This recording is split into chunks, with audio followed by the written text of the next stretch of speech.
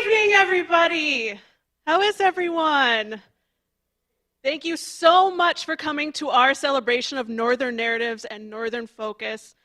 I just want to say a couple things, and one of them is that we had a banner year for Northern Focus. We had over 130 photos for the first time, so thank you for all the photographers who are willing to share their work. And we definitely have about 60 people that we published in Northern Narratives this year. So thank you to all the writers who were brave enough to submit your work and be judged. There's a lot that goes into both Northern Narratives and Northern Focus, and we work on it all year. But really, none of this could happen without the support of the Friends of the Fargo Public Library, who are the nonprofit, yes, woo! Who are the nonprofit who support our library, and we're like, hey, we want to publish books, we want to put beautiful photos up at the downtown library. Can you support us in doing that? And they always say yes enthusiastically, so we're very, very grateful for that. Just a reminder for everybody that we are being live streamed right now, so maybe you've got friends or family watching at home. And you will also be able to watch it later. This is on the Fargo Library socials and on the city website as well. Also, if you are planning on taking any pictures tonight and you want to put that on your socials, we're at Fargo Library and most things. We'd love if you tagged us so that we could see your photos. Just a reminder of how tonight is going to go now. So we're going to talk a little bit about photography. And then those of you who signed up to read excerpts from your work from the book, I will call you up, and then you can read a little excerpt from your work, okay? And then if there's time at the end, any photographers who would like will pause on your photo just like this on the big screen, and if you want a picture of yourself with your giant photo, you are welcome to have that picture of yourself. We're excited to be able to offer that. Without further ado, this is the Northern Focus Photo Contest winner. It is the cover, as you saw, of Northern Narratives this year. This was sent in by Justin Rembowski, and I would like to invite him to come up here now and talk to us about his beautiful photo.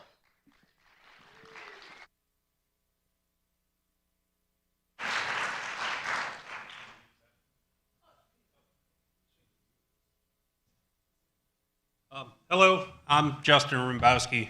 This was actually the first time I've ever submitted something like this. Thank you. So I got into photography like 2 years ago, something like that, is just a way to kind of, break apart from daily work, daily activities, and all that, and just kind of capture what I can. This is actually a friend of ours. His name's Randy Sullivan. He's an Air Force vet. He has a farm up in Oslo where they raise goats, cattle, chicken, ducks. They kind of do their own goat milk line and all that. But they asked me to come over and take some pictures of their ranch, their animals and all that. And he was honestly just interacting with his horses. And it kind of was like, hey, that's, really cool. Let me get a picture that kind of shows, how he interacts with his animals, how his animals interact with him. So it was kind of just a cool moment to capture. And then I was going through, and I honestly can't remember how I came across the Northern Focus. I think I was just looking around in local photography things, and I saw it, and I was like, well, this kind of captures, North Dakota. So we live on a ranch as well, a little hobby ranch, and it's like this kind of captures that kind of Midwest quiet life that, we kind of try to live up here. We've got big cities like Fargo, Grand Forks, whatever, Minneapolis, but, even with those big cities, we're kind of like small town folks for the most part. And I thought that kind of captured that. So it's honestly all I have. If you guys have any questions or comments or anything. Sir?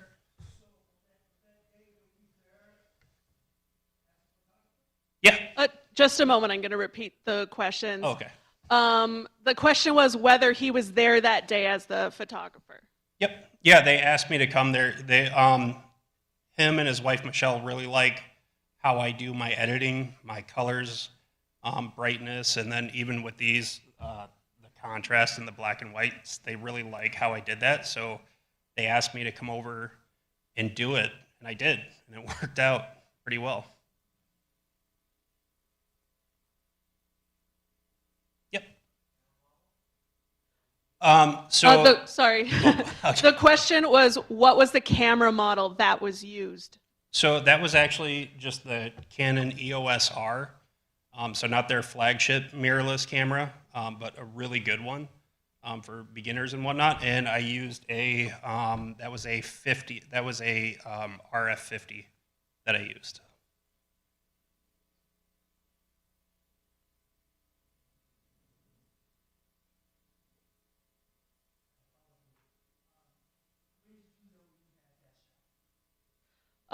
When did Justin know that he had that shot? Honestly, that was probably one of maybe 50 that I had taken just in that probably span of 10 minutes. But when they started walking up to him and he started cuddling them and, petting them, that's when I figured I had a really good shot within there. And that probably the day after when I started doing the editing and I saw how she was rubbing up against him and she kind of has her eyes kind of like a little bit closed, just that comfort level that she showed, that's when I figured that was the shot.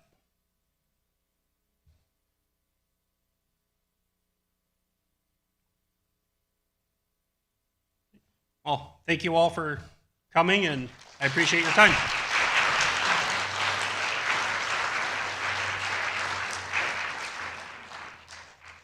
Thank you so much, Justin.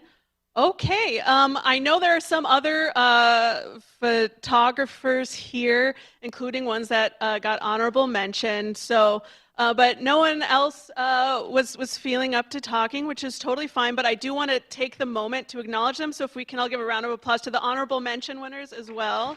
Thank you so much. Okay. Now it's the writer's turn. I know we've got some in here. Thank you for everyone who was up to reading, because it's always fun to hear your work in your own words. Just a reminder that we, just so everyone gets a turn, to not read more than one page of your piece. And I'm just going to basically go in order of the sign-up sheet.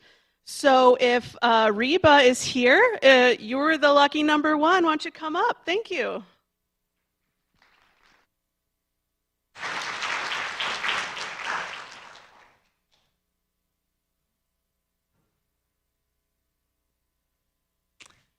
Good evening, everyone. My poem is on page 58 if you're a follow-along person, but I wrote this in a time similar to now when we're anticipating a freeze at our gardens. This poem is titled From Bed to Bed. First frost is advised. I pull out the old blankets and sheets stashed in the community garden shed. Hand-quilted triangles, now teepeed over tomatoes, draping trellises. I've put my own self to bed under these stained sheets, these deconstructed duvet covers, the pressed velvet spread of my marriage bed, and the flannel that got tugged all directions by the kids during Saturday morning library. The quilt that always had one foot sticking out now has a tomato vine peeking through, taunting the night chill.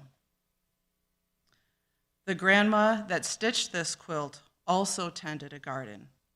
May this iteration please her, that these faded squares and broken thread lines still protect and shelter.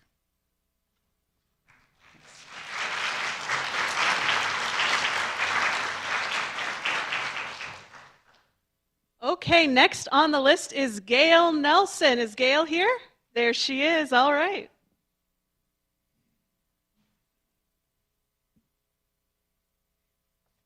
I have a collection of poems that I write on airplanes, and I wrote this one on the way back from my cousin's funeral. She was murdered in a domestic violence. So when a tragedy happens, it does tend to kind of reorient your way of seeing the world. So this one is called Relief at 30,000 feet. These mountains look like that fourth grade classroom globe, that relief map with the real bumps. It was my favorite.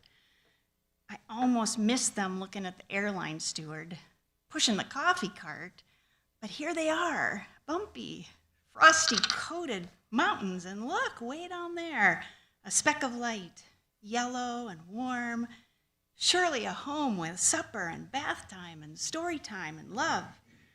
A speck of light, a drop of love, a map I want to follow.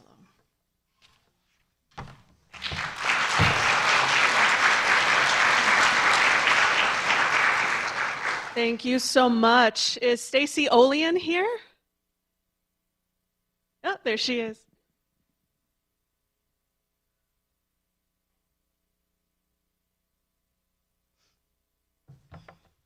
Hi, my name is Stacy Olean. My poem is on page 63. It's called The Woman Held My Hand. It was spring as I walked from the back parking lot alongside the old White House. A wooden fence, unseen people on the other side pounding and yelling. I looked down at the ground towards the old White House. My mother and another woman, an escort, walked beside me, my father pacing in the back parking lot. The woman held my hand. She was kind. Once inside, we sat in a small white waiting room, chairs against the walls, facing each other, and a small coffee table in the center. Paperwork. My mother was stressed. I was determined. The woman held my hand. She was kind. As I waited, I talked to a girl older than me. She was in college. I told her I was a freshman in high school, 15 years old. She was taken back. Wow, 15. At least I'm not that young, was her reply. She took her turn first. The woman held my hand. She was kind.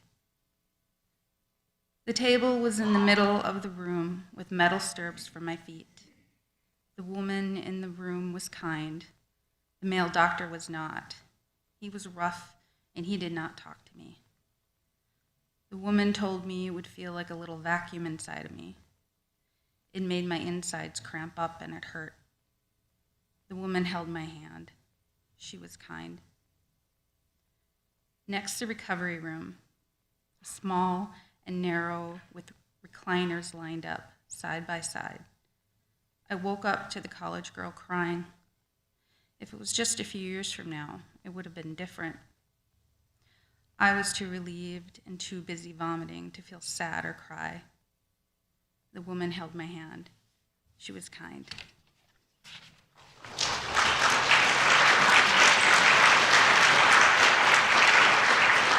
Thank you so much. I have Rita next on the list. Rita Greff. Oh, there she is. Thank you.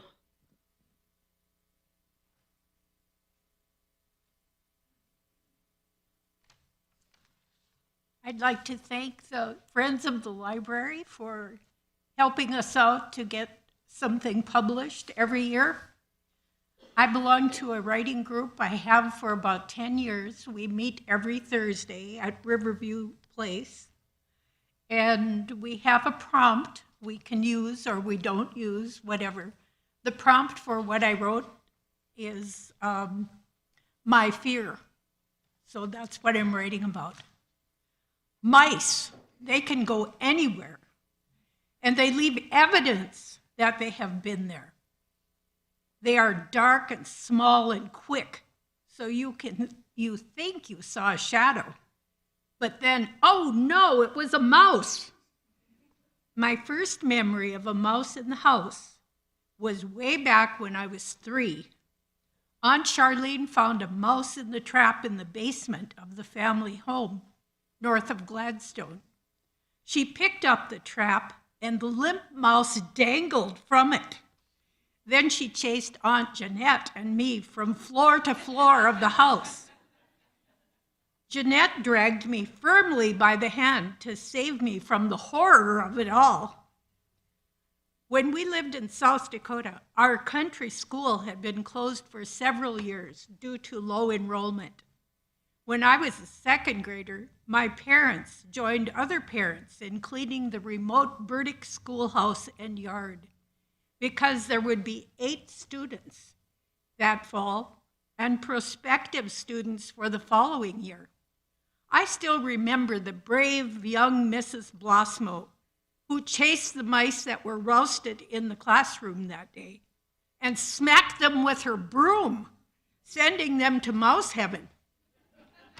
As a high schooler, I still had not outgrown my aversion to mice. My sisters knew this and decided to pull a prank. One night after a date, I entered the dark little bedroom with wall-to-wall bunks, the light from the living room shining in. Suddenly, I saw a mouse run along the wall. Unable to control my emotions, I let out a screech, waking the whole household. Then my sisters giggled because they had tied a string around a rubber mouse and pulled it along the wall. When I taught at Prairie View Elementary in Devil's Lake, one of my third graders brought a baby mouse to school in a shoebox. She informed us that the mother had been caught in a trap, but she was rescuing this baby. Karma had punched holes in the lid of the box to give it some air. It took a great effort for me to act like an adult, but I told her to set the box back on the counter near the sink. At noon, Karma wailed, "Mrs. Graff, the mouse died." I looked toward the empty counter. "Where is it?" I gasped. "The boys were poking it, so I put it in my desk." Karma's voice was sad, so we were forced to give the mouse a burial in the soft paper towels of the wastebasket. Yikes, I hadn't dreamed of that in my nightmares. It seems like I put all my fears of life into a tiny little rodent that may be just as afraid of me as I am of it. That is manageable. I am not embarrassed about it. I am just happy that I don't have to face those quick little stinkers.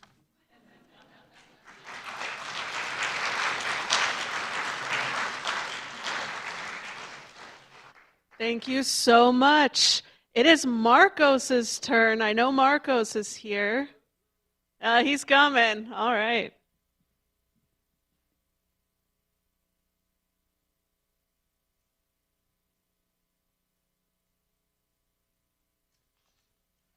Hello. My name is Marcos Garcia. I wrote a fiction piece called Growing Pains.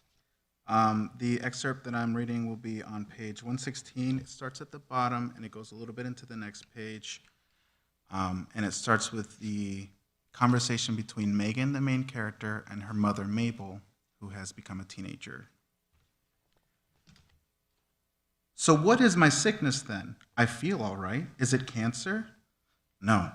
It is some unexplained condition. It makes you get younger as you sleep, like a backwards growth spurt. Oh my God. Am I going to turn into a baby? Whoa, no, of course not. That's what the daily checkups are for." I call the kitchen and ask for pistachio ice cream. "Today was supposed to be your last day. Might need another checkup today to make sure. I guess we were a day off. We should be sending you home tomorrow." "Really?" She has holes at the ends of her scrub sleeves that she uses for her thumbs. She lifts the sleeves over her fingers and creates small cloth fists that she places over her chin. "Really, it will be like getting a second chance at life." This is the worst lie we tell them. At first, it was a hope that the symptoms would stop, letting the people affected get back to normal lives. As time went on, that idea fizzled in the wind. Like most diseases, the road to a cure is a matter of time. I believe myself lucky because my parents were old. They have time to grow younger, while others had no such luck. No cure exists, and the efforts to find one have faded away. Why would medical research put time and money in a disease that will cure itself with time? Thank you.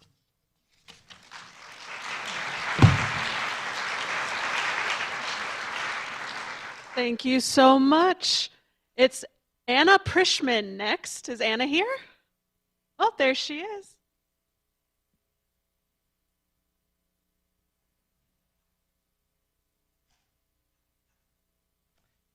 Hello, everyone.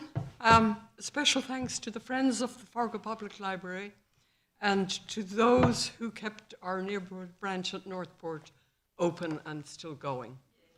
Yeah. I too belong to a group. We have got a leader. Her name is Bibi. She's very inspirational, very generous. She gives us a topic and we write about it.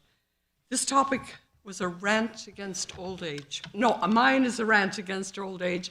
She just put out that write a rant poem. So this is a rant against old age. Dylan Thomas said it best. Do not go gentle into that good night. Rage, rage against the dying of the light. A riddle of the Sphinx solved, come to fruition. The morning we do not remember, we had hoped for a longer noon. Evening enveloped us. Old age came in tiny increments, crept in on tiny feet, evolved into wings that swept us into the evening of our lives. The eyes that guided him behind the wheel of the blue VW van, from John O'Groats to Land's End, and from Calais to Casablanca, have now been dimmed in this, the evening of his life. But still he goes forth, fueled by the words of the great Welsh poet. Do not go gentle into that good night. Rage, rage against the dying of the light.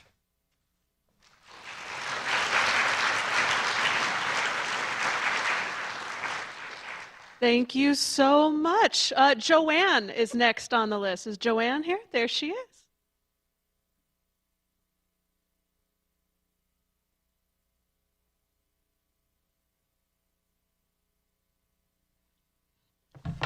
I want to thank you for this opportunity. My poem is on page 6. It's entitled Home, and it's a tribute to my grandmother. I'll probably tear up here a little bit. She meant a lot to me, and she was always baking bread.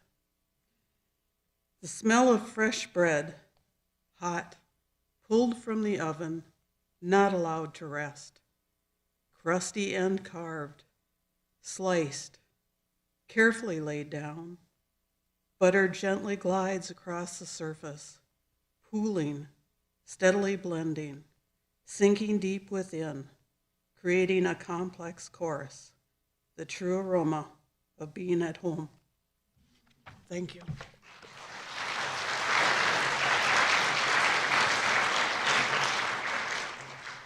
Thank you so much. I have Lisa next on the list.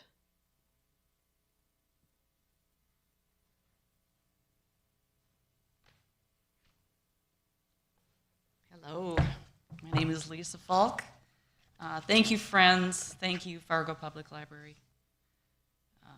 My husband died in January. My essay is called No Place. This is an excerpt. We moved our table into the red room with 7 windows and continued the fall into love. We discovered it was bottomless and warm and safe. We moved his upright piano into the red room. We put my grandmother's hope chest into the red room. In this room, we dreamed about future road trips to new places where we would camp and hike. We would look out the front windows at the little blue car that would start taking us to a myriad of doctors. That was 5 years ago. We then planned his grand adventure of hiking the Colorado Trail. 1 year later, he completed 360 miles of that trail by himself with significant symptoms of ALS. And he told me that he wanted to come home. This room has been through a lot in that 5 years. The high top has been stowed in another room and replaced with a lovely standard height table of mixed light and dark wood. He could no longer hoist or push himself into the tall chair. The piano is gone. We needed the room for books and for our glider rocking chair and footstool. The chair has plum-colored fabric and rich dark wood.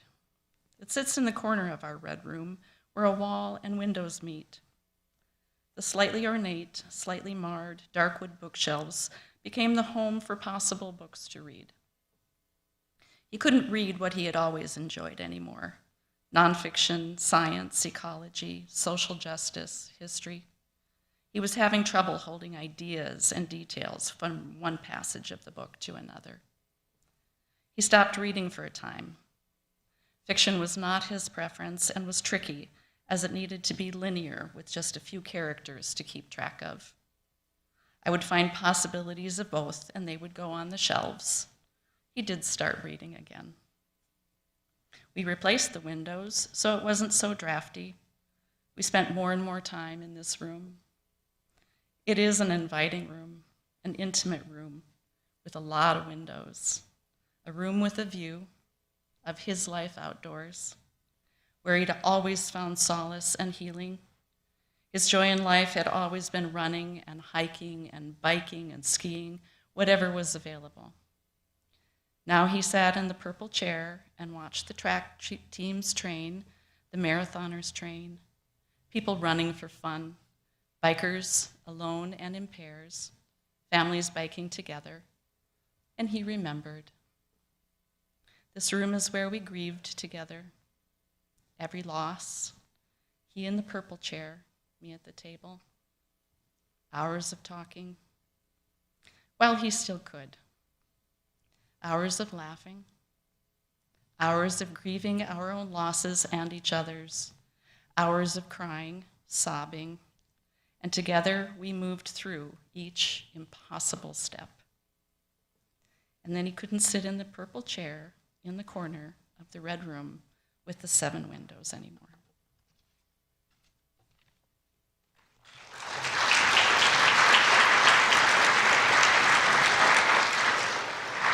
Thank you so much for sharing. Andrea is next on the list. Oh, there she is.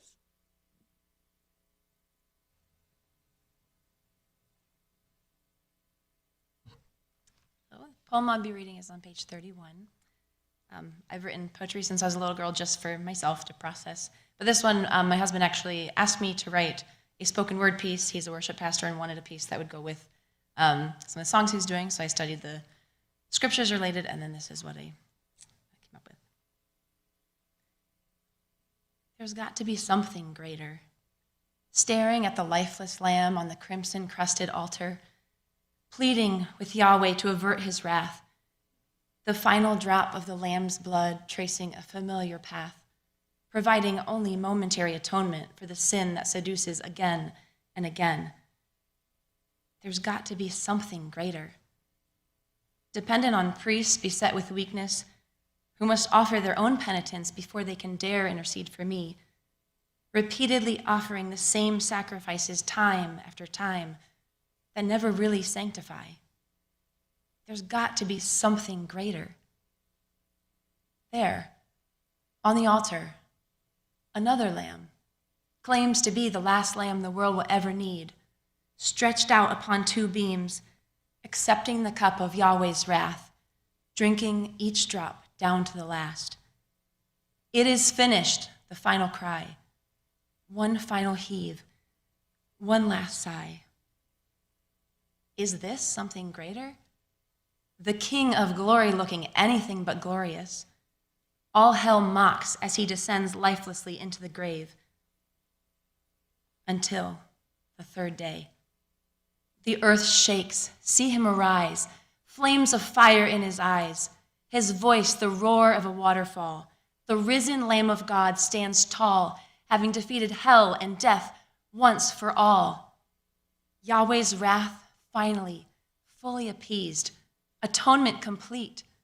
This is something greater, greater than the blood of goats and bulls, greater than sin, greater than death, greater access to the Father, greater hope, greater rest.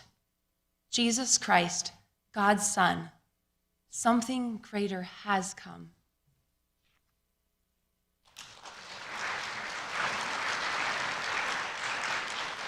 Thank you so much. Reka is next on the list. Oh, I think she's in front here. Excellent.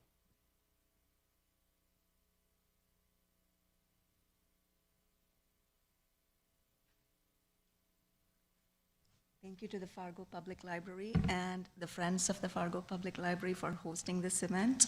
What a wonderful opportunity for local authors to present.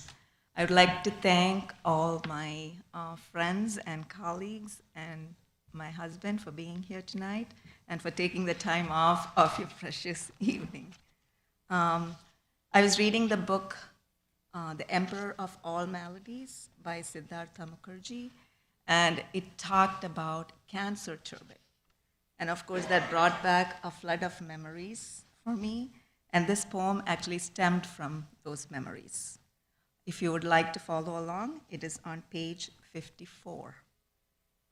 The vibrant charade. Beautiful and bright, I remember it as radiant. Rich colors that caught my eye, the pretty scarf was full of life. I run to you, quite delighted, get distracted, and ask, why, Mama, that scarf on your head?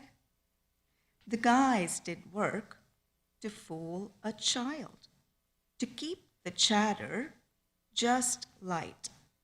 Curious questions on the bright piece of cloth had easy answers flow from your mouth.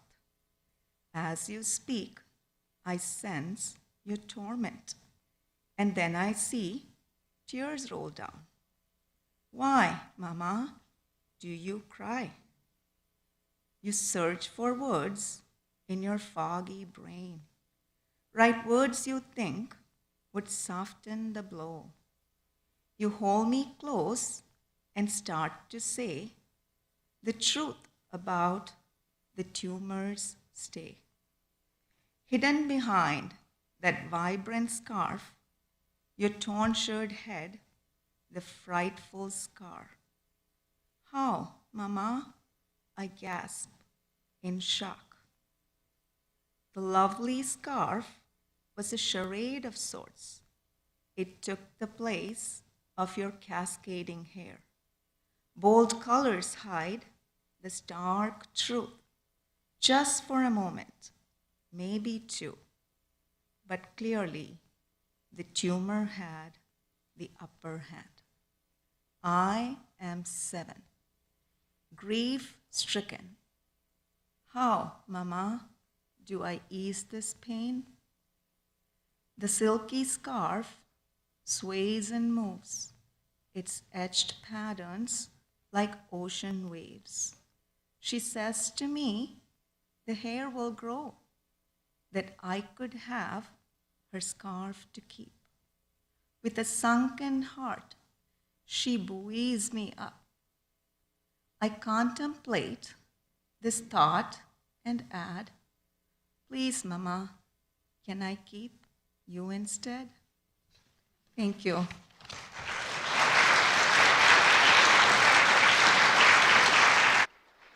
Thank you so much. Timothy is next on our list.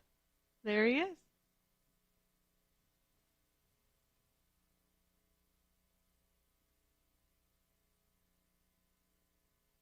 Hello. Mine is on page 192. Theodore, son of Theodore, was an archaeologist like his father before him and his father before him. I was nothing more than lucky enough to have him as a mentor.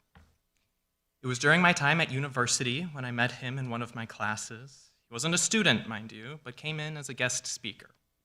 He told us, all aspiring young historians, about the adventurous world of archaeology.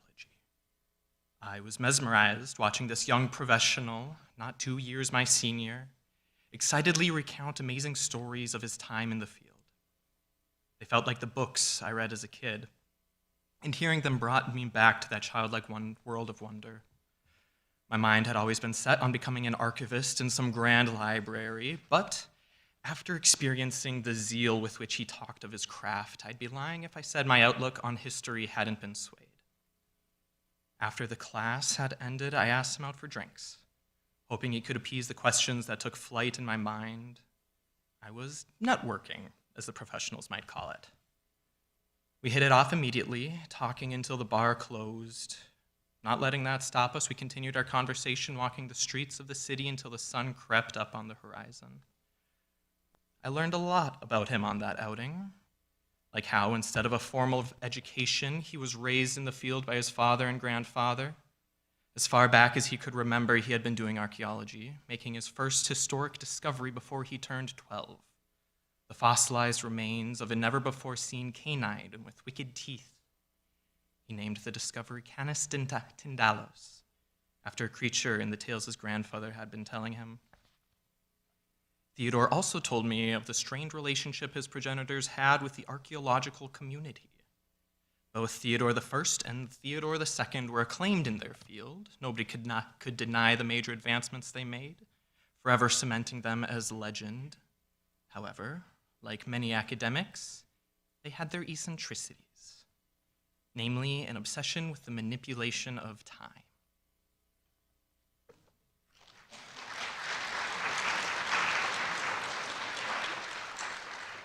Thank you very much. Jack Zaleski is next.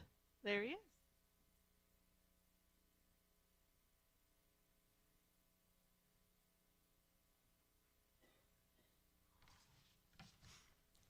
Also want to thank the Friends of the Library and comment on Fargo's library system, which is a jewel for this city and for this region. We use it a lot.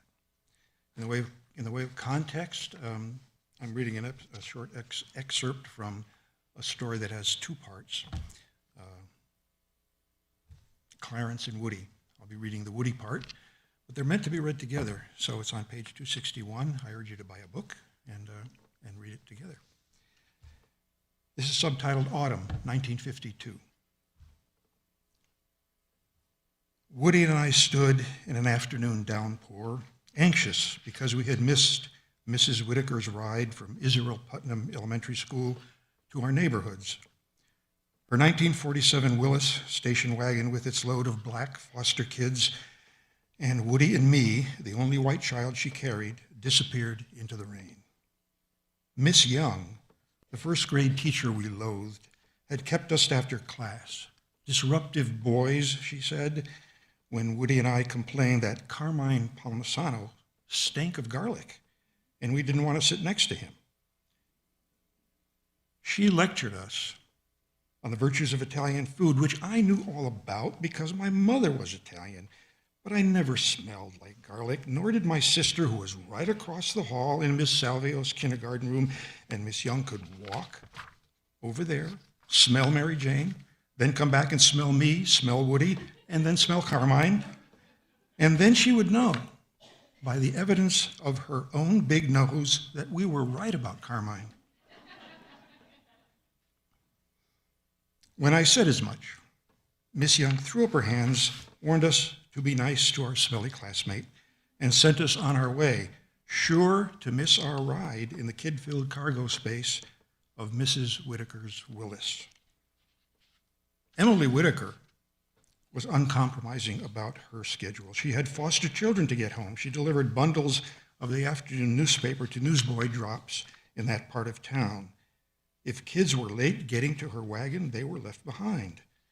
It had never happened to Woody and me, but now it had in a hard rain, and I started to cry. Woody was stoic and kind. We'll just walk, he just said. Don't cry, Jackie, it ain't that far. Holding hands, we began the trek up Osgood Avenue toward his home in the projects and mine on close by Neanda Street. The rain pelted down, punctuated by an occasional flash and rumble. Osgood Avenue rose on an easy hill, Sacred Heart Polish Cemetery, a Catholic cemetery behind a high vine-covered fence on one side, the Ukrainian and Greek Orthodox burial grounds guarded by ornate wrought iron gates and a stone wall on the other. Rainwater sloshed through the openings in the wall, running ankle-deep over our sneakers.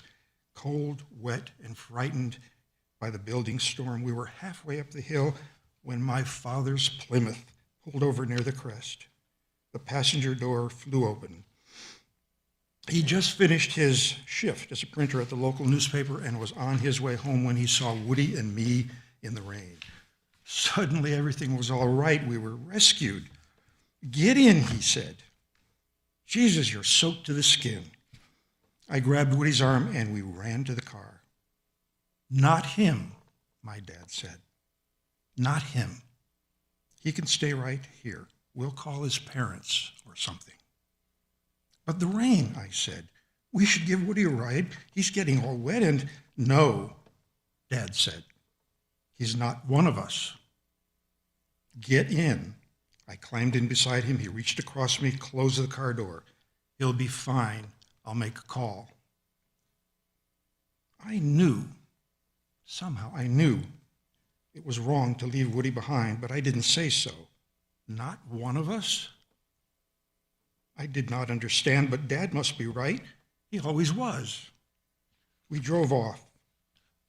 Woody dissolved into the mist.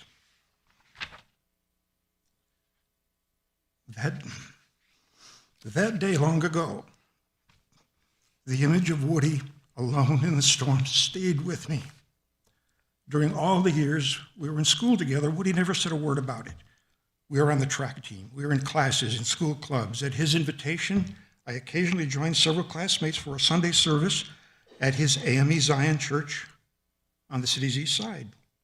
At school dances, his attempts to teach me the shingling and the mashed potato failed in fits of laughter and teenage chagrin. But never a word about the day we missed Mrs. Whitaker's ride, never a word about being left alone in the rain or how he got home. Decades later, at a high school reunion, I apologized to him for my father's behavior. "No need," he said. "You're not your father." Stoic and kind still, Woody smiled, shook my hand, but gave no indication of what he was feeling, no hint. Not all those years ago on stormy Osgood Hill or at that reunion moment.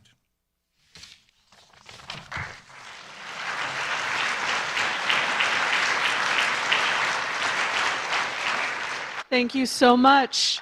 I have Sean next on my list. Is Sean here? There he is.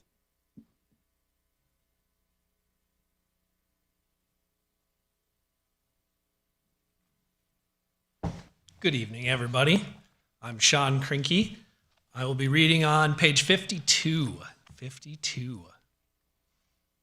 This is called Eleanor the Brave, second grade warrior queen. So Eleanor, she battled cancer, rhabdomyosarcoma, I believe it was called a year ago. And right now she's in remission. She just went for a checkup. So that's pretty awesome. So I figured I would read this poem tonight. Okay, Eleanor the Brave, second grade warrior queen. Her name is Eleanor, and she fights like a girl, which means she fights like a storm stirring the ocean, like fire sparking across dry grass, like the wing beats of a bird too wild to cage. She does not fight alone. Her fight is our fight. We are her shield wall, arms locked, steady as stone, faces turned toward the fray. Eleanor the Brave, who wears her battle scars like jewels fit for a queen. Her crown is the defiance in her smile, her scepter, the way she lifts others, even when her own strength falters. Doctors call it a disease. We call it a dragon, spitting fear and fire. But Eleanor, with her unyielding laugh, her fierce, unbroken spirit, she's the one who turns the tide. And when she tires, because even warriors rest, we carry her banner.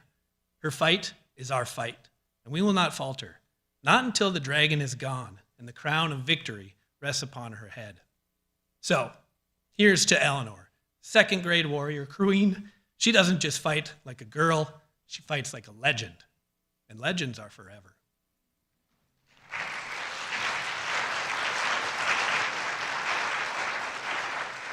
Thank you so much. Okay, Stacy Anderson. Stacy? There she is.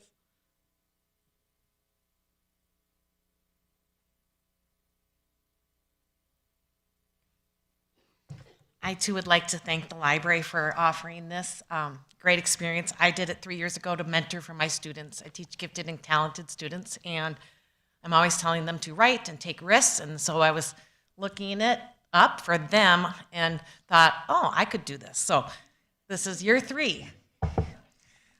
This poem I didn't dedicate it to my mother, but I'm going to today. I got to read early last year because she was sick and she's passed. So those of you who read, I applaud you for not crying. My husband's here and I thank him for that. She loved the lake. She loved summer. I got to live at the lake with her as a little girl. So this poem's called Summer Skies. I didn't write it really thinking of her, but now reading it, it really brings her out. Summer skies span the horizon. Cotton balls drift across the lake, reflections like popcorn balls bouncing up and down with the ripples and waves. Sunshine streams down, warming all in its sunbath. The wildflowers soaking up the blooming heat and humidity. Our winter white skin browning into glistening copper tones. And the cool spring waters slowly warming up each layer of depth. Nothing beats the healing growth and revival of the summer warmth. It's a treat to lose track of the time or day, carefree and whimsical times, floating along with no purpose, lulling to sleep in a lazy hammock, turning page after page, getting lost in a spellbinding book, chasing fanciful fireflies, lick upon lick of a sugary, sweet, dripping double-dip ice cream cone, telling creepy campfire legendy tales, staying up way too late, counting the stars, all while tracing that Big Dipper with one Star Trek eyes. All such summer splendors. Even when the summer skies darken and those powerful storm clouds roll in, magic happens in the skies. Heat lightning becomes a sky-filled summer light show, and rolling thunder, its symphony chorus, calling all to watch in awe with its power and brute strength when the wicked wind blows in. Behold the zigzag patterns flashing with flare in the night. Or perhaps become spellbound by those northern lights appearing out of nowhere, brushing their brilliant strokes of kaleidoscope colors across the summer skies. Summer is a time to renew and relax and embrace all that it can offer, both the light and the dark, as neither can exist without the other. Yes, we wait somewhat impatiently for these summer skies to finally open up and draw us all in to spend well-earned time together or simply alone under them. Sweet summer skies, take me away to a world somehow magically time stands still and the sun stays out forever with not a care in the world, bringing out the child again in all of us. Summer solstice effects seem to linger long past that magical eternal day, well into the months of June, July, and August, if only you embrace it and allow it to carry on. Thank you, Betty Ann. I love you, Mom.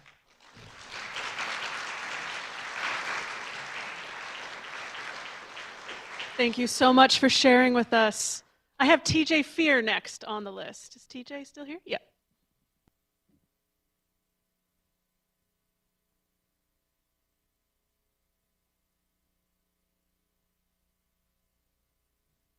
Am I allowed to curse? Probably not then? Okay. Yep. Sorry. My characters have filthy mouths. But this is based on a true story. I'm TJ Fear. And thank you again, library, for allowing me to have this story in the collection.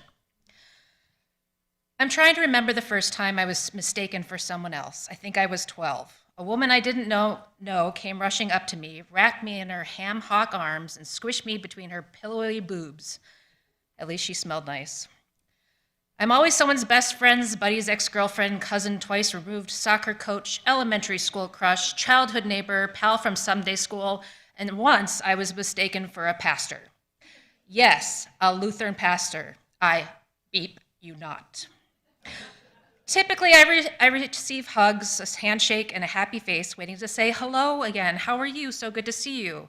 Then there's the confusion, the letdown, me saying, no, you don't know me. The smile turns into a frown, but sometimes these incidents don't turn out so well. Like one time, some dude approached me in a bar when I had just turned 21 and thought I was his sister's bully from high school. The guy got so angry, so defiant, when I swore I didn't know him, he slapped me. I fell on my butt, my brand new jeans covered in bar floor muck, surrounded by the scrape of bar stools pulling away. Several big guys, including the bouncer, shoved him out of the place in 2 seconds flat, then gave me free drinks all night, while I pressed a bar rag filled with ice to my swollen cheek. Happy birthday to me, right? It's hard being a woman everyone knows but doesn't know.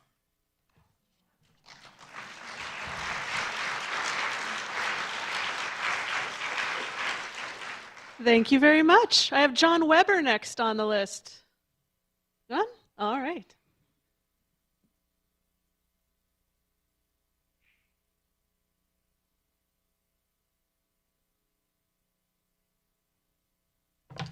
Thank you to the Friends of the Public Library for this opportunity. I'm going to read the first page from my short story, The Burning Ordinance. And it's on page 211 if you want to follow along. It seemed like forever to Ernie Schreck that he'd been burning the grass in the spring at the old Quigley place. Forever, that is, until he figured it out one day, 43 years. He bought the place on April 15th, 1975, burned the grass the next day, and had burned every year since. Ernie did the calculations one late February day after opening a form letter in his mailbox. Burning grass on city property is prohibited forthwith, the letter said. The letter had the city letterhead at the top and was signed at the bottom by the mayor, Bonnie Nyland. Just after 9 the next morning, Ernie walked into Bonnie's bar. He waved the letter with disgust. Just what the Sam heck is this, Bonnie? Bonnie looked up from the stack of saucers and coffee cups she had cleared from the 2 tables that had been moved to make one big table by the morning coffee crowd, who, refueled and enlightened, had just dispersed to their farm shops or the grain elevator at one of the towns that's nearby that still had an elevator. It's a letter, Ernie, she said, in her usual bordering on sarcastic manner. It says no more burning grass in the city limits, okay? Everyone got one. I know better than that, Bonnie. I'm the only one who's been burning grass. All right, Ernie, but don't take it personal, okay? But it is state regulations. You should come to the city council meetings. You'd know what's going on. State regulations, if they were outside, Ernie would have spit. Since when did anyone give a dang about the latest hot air out of Bismarck? Since we got the grant to fix the sidewalks in town is when, Bonnie said. Next, as she did every day about now, Bonnie started dragging the tables back where they were at 6 o'clock when she opened. We're spending money to fix sidewalks? In this town? Ernie tried to recall where there even were sidewalks in town, other than Main Street. There could be 1 or 2, but for sure there weren't any at the Quigley place, which just as well could be in the country, as off by itself as it was, on that block past the empty place where the school used to be, and the only other house left standing was Nels Jensen's old place, and that had sat empty for the past 5 years. And I'll stop there. It's 1 page. Thank you.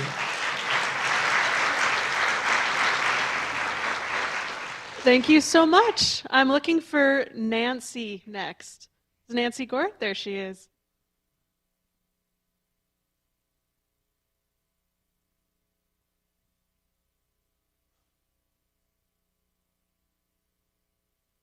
Well, like everyone who has come up here, I'm very appreciative of this opportunity. My name is Nancy Gord. I'm affiliated with the Red River Valley Writing Project, and I'm part of an online writing group formed by members of the National Writing Project, and we call ourselves the Rebel Cartographers. My poem is on page 24. The winter of my discontent. The cars wouldn't start, which did play a part in the frustrating ways those miserable days played winter games with my heart.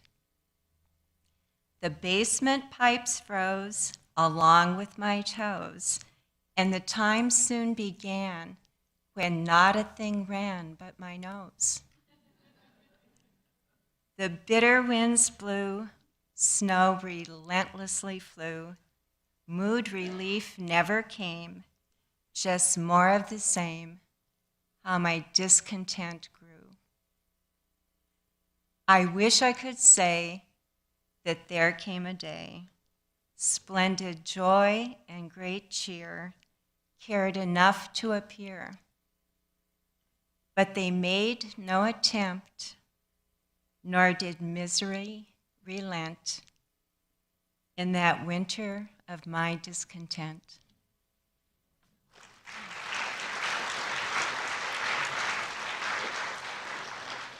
Thank you so much. John Anderson, I'm looking for now. There he is.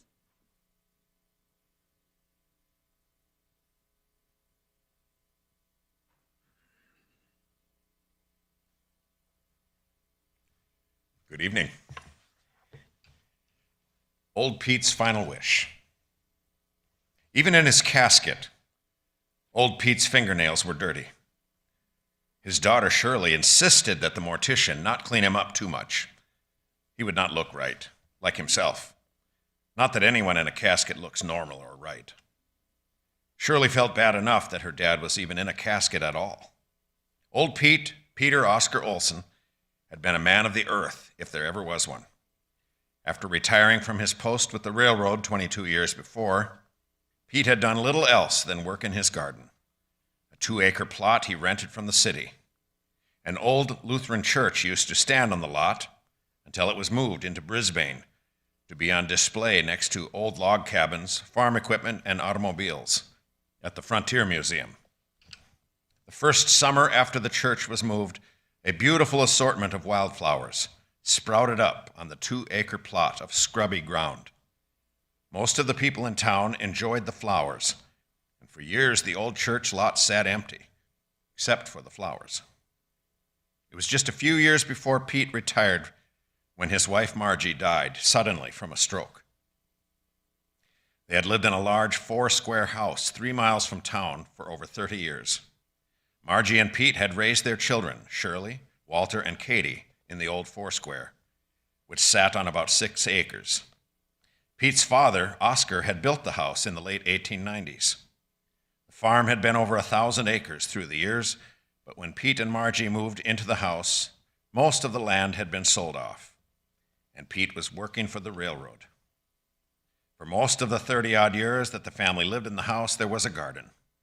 Even in dry years, Pete and Margie tenderly watered and pruned the garden, always producing a hefty amount of fresh vegetables, which they shared generously with friends and family. When Margie died, Pete let the garden go. The kids were moved out, and Pete was alone in the house. Shirley had moved to Colorado with some college friends. Walter lived in St. Cloud with his wife Clara and their 4 children. And Katie, the baby, had just finished grad school in Nebraska when Margie died. The kids all came back for the funeral. And to help Pete settle affairs, Margie had always done the books at home, and Pete was lost, mostly in grief. Walter was always very good at organizing. He took over most of the affairs and became Pete's power of attorney. Arrangements were made to sell the old house, and Pete moved into a small apartment in town. He had only 2 more years to work until retirement. Margie's funeral was simple. Pete remembered a discussion he and Margie had had not long before her stroke. She wanted to be cremated. Margie had no interest in lying in a box until kingdom come. She believed that ashes to ashes was one of the only truths that was certain. Pete honored her wish and had her cremated at Klein's funeral home. He bought a lovely urn and planned to bury her ashes in the cemetery where his parents rested, but he kept putting it off. When he moved into his little apartment above the pawn shop, he put Margie high up on the big ledge with the beveled glass window. The urn looked so beautiful, surrounded by the sunlight, coming through the leaded prism in the window. So there Margie sat, or settled, rather, in her urn, high on the window ledge, in old Pete's little apartment on Division Street. Thank you.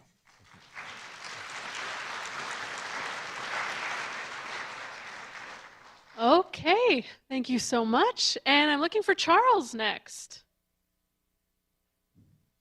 All right.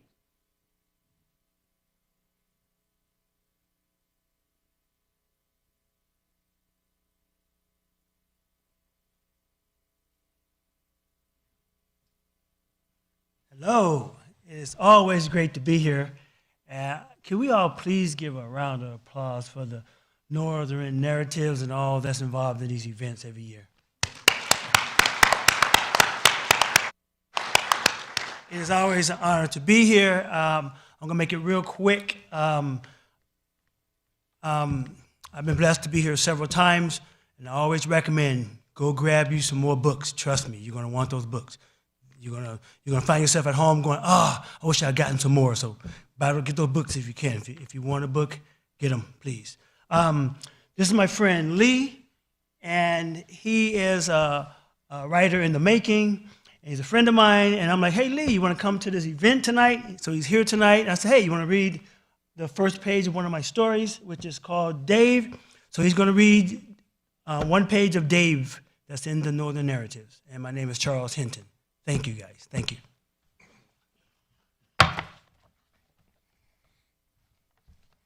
I'm a killer, a brutal killer. Make no mistake. Whether you agree or disagree with killing people is none of my business. Before I go any further, I feel it is important to inform you that I'm not a writer. If I were a writer, I'd most likely keep you in suspense as long as possible as I unraveled this story inch by inch. Sorry, I'm not that guy. This tale is about a guy who sees the ghosts, spirits, apparitions, haunts, spooks, pick one, of people who were murdered, and is asked by ghosts to avenge their death. Simply put, I kill killers. I see nothing wrong with killing if the right people are killed.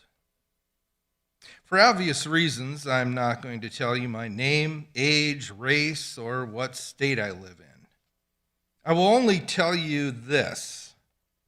I'm an American who served 3 combat tours in which I killed more people than I can count or care to remember. These poor souls had one thing in common. They were deemed by the powers that be as an imminent threat to the United States of America. I was given orders, and I followed them. But that was a long time ago. Now I offer my services to the dead, free of charge.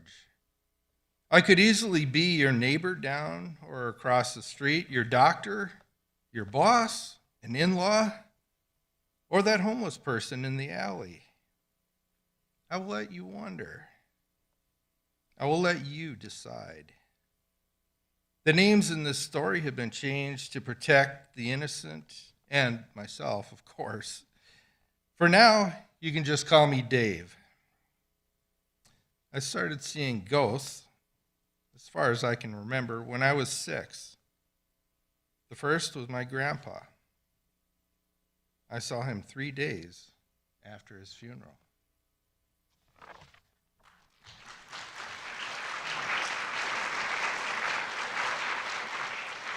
Thank you so much. Also fostering the writers of tomorrow. Excellent. Okay. Next up, we have BB. Is BB here? Oh, there she is.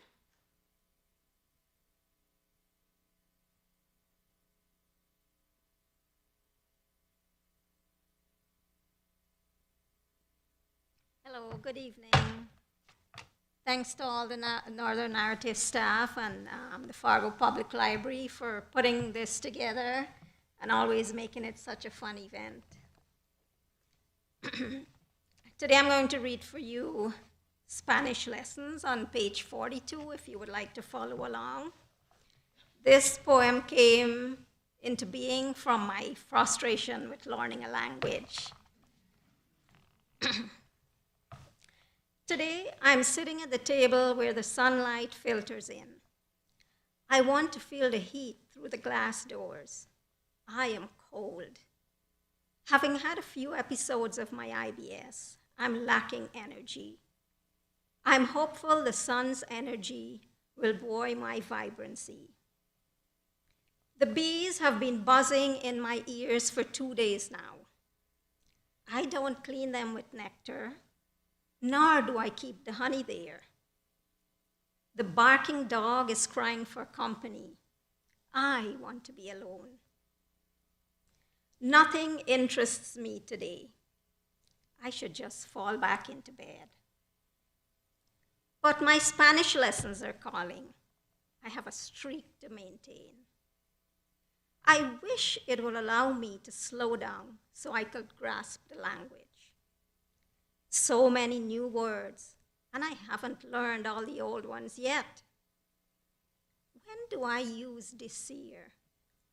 To say, and hablar, to speak or talk? I have forgotten the Spanish I learned decades ago. Is this how difficult it is to learn a language? Or is my brain muriendo? How could vino be wine, but could also translate into came? Tengo una muñeca. I have a doll, or is it I have a wrist? I want to step out on the deck to feel more of the sun's heat. But I remember a story my mother told me when she first vino. It was invierno, and the sol seemed so cálido y odoro. She stepped outside and was sorprendida by the brutal fría. When I started to learn Spanish again, I was emocionada.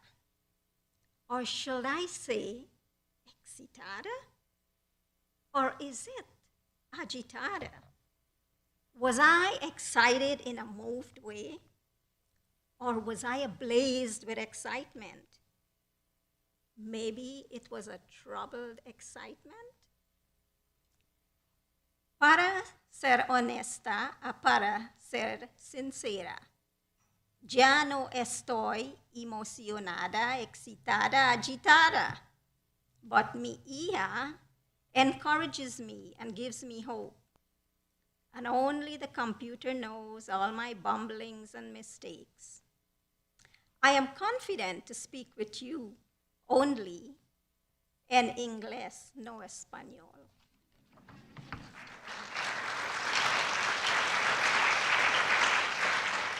Thank you so much. Okay, Julie is next. All right, here she comes.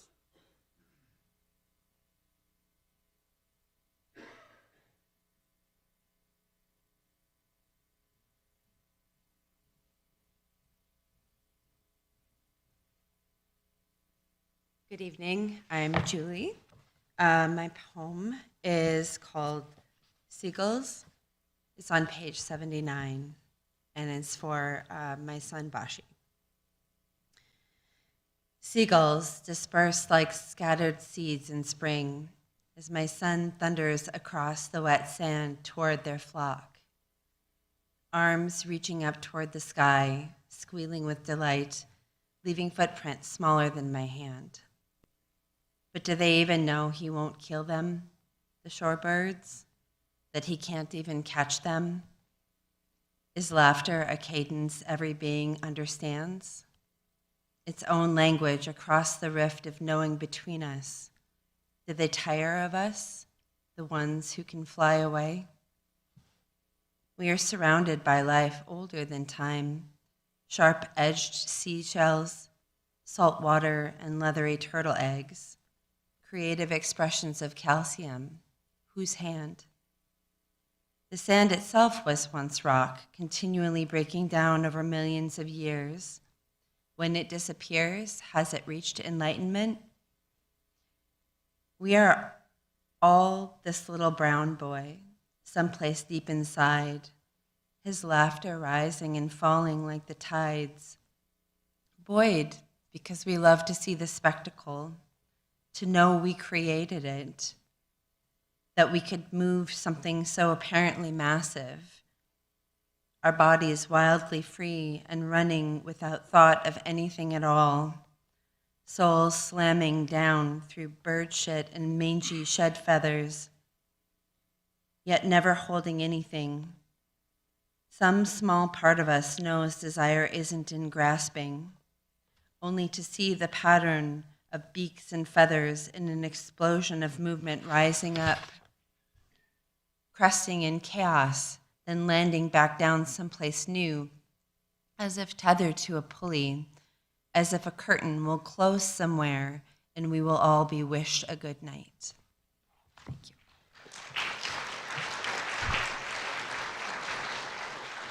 Thank you very much. We've got a couple more readers here. I'm looking for Monica next.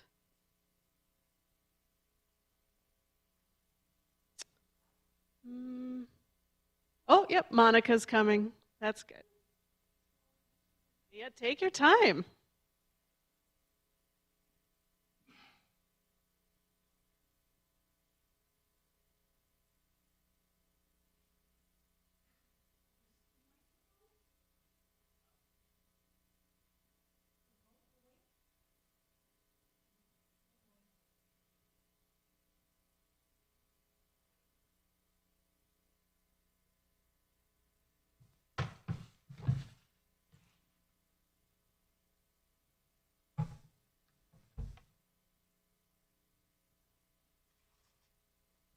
Hello, I'm Monica Stitch Deltner.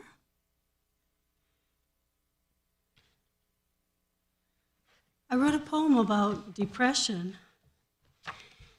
and I wanted it to explain how it affects more than just the mood, that it's not just the stereotype where you don't want to get out of bed and that sort of thing. And I believe I hit the spot. It's called Darkness from Within, on page 76. Depression. The word itself is a misnomer. Depression affects so much more than just one's mood. It affects one's energy. It sucks it out of the body like helium, leaking from a hole in a balloon. Load the dishwasher? Brush my hair? It affects one's decision-making. Ketchup or mustard? Ketchup or mustard? Forget it. Just give it to me plain. It affects one's memory. Eggs and milk. Eggs and milk. Eggs and milk. Okay, I am at the store. It affects one's reactions. Person at the door, person asks a question. You cannot answer. You stammer. Well, what was the question?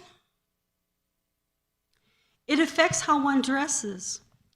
A person gets used to wearing pajamas all day, uses drive-through because they cannot tell how you are dressed. Drive-through bank, restaurant, library, liquor. It affects how one shops. isolation, not wanting to leave the house, order online delivery, groceries, dinner, gifts. It affects one's self-esteem. The mind plays tricks, mean tricks, tells you lies, and you believe them. I am worthless. I can't do anything right. It affects one physically. Aches and pains are more prevalent. They come out of nowhere and stay. My back, head, ear, throat hurt. It affects how one thinks. Thoughts get stuck like a computer looping the same data over and over. A programming error. 20 times 7, 20 times 7, 20 times.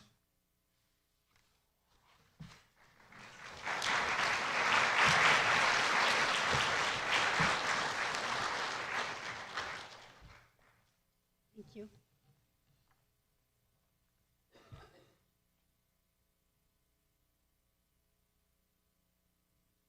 All right, thank you so much for that. We have one more person who wanted to read. Last but not least, let's have Marcy Peterson come up.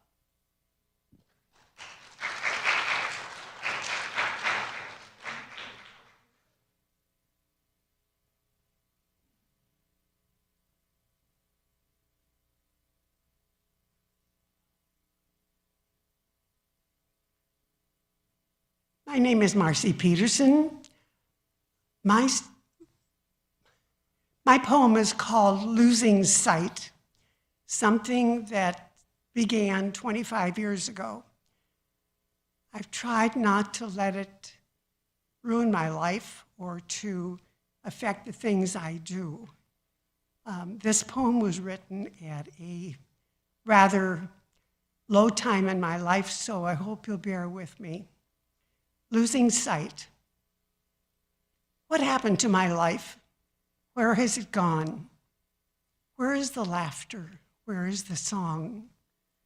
My eyes have dimmed. I no longer see the hummingbirds, the orioles, the chickadees. The flowers I loved no longer bloom. Where is the laughter? Where is the song? The canvas is empty. The brushes are dry. No beautiful sunset, no blue sky. The palette is waiting. The paints are all gone. Where is the laughter? Where is the song? Time slips by and I go on. I wonder if I'm doing right or am I all wrong? Where is the laughter? Where is the song? I try to accept what cannot be changed. It's easier said than done. I feel so empty. I feel so alone. There's nothing ahead. The dreams are all gone. Where is the laughter? Where is the song? I wrote this many years ago.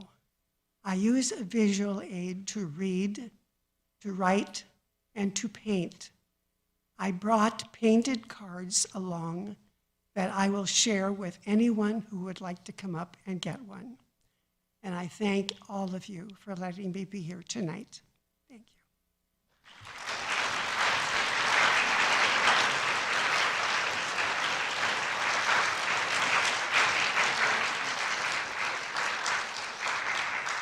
Thank you so much to Marcy. Thank you for all the photographers and the readers today. Thank you again to the Friends. I also want to give a shout out to the Northern Narratives, Northern Focus team. Nicole couldn't be here today, but you may have run into Lori, Melissa, Krista, or Dan. I am Andy. You maybe have spoken to me before. And if you haven't if you were published in the book and you haven't picked up your free copy yet, please do so. If you were an honorable mention photographer and haven't picked up your free booklet, please do so. Those books are $10 otherwise. The booklets are $5, and the books and booklets from previous years are even cheaper than that. So stop by the table on your way out. And before I say a final thank you, if there is any photographer or honestly anyone else, if there's a photo that you want to have your picture taken with a huge photo in the background, come see me at the podium. Thanks again for making this an excellent evening.